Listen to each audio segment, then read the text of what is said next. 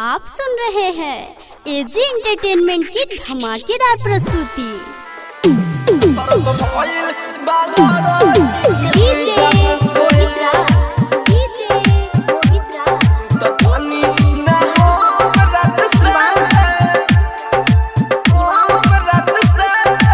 Mix by AG recording studio.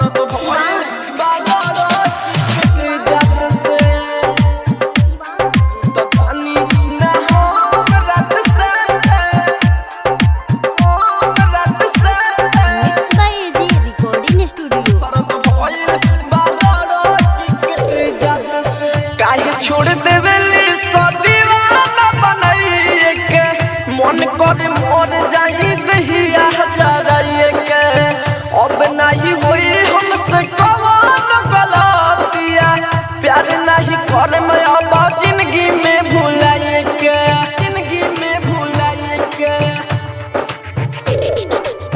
काहे छोड़ देवेली सदीवाना बनाइए के मन कर मोर जाई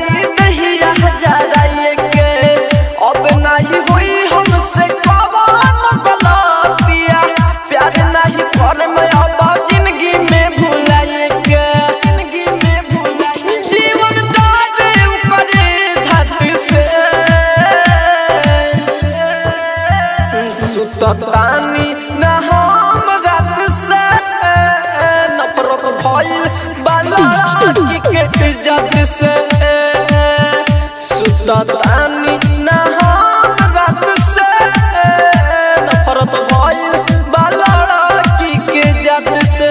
एजी एंटरटेनमेंट की धमाकेदार प्रस्तुति।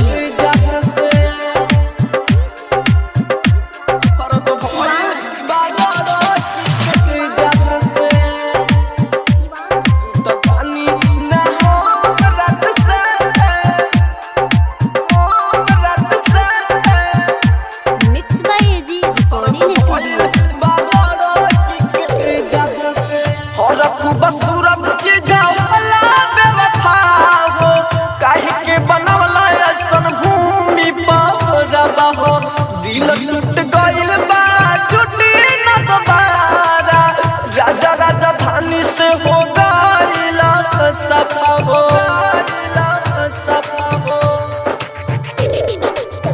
और बसूरत चीज़ला बेवफा हो काहे के बनवला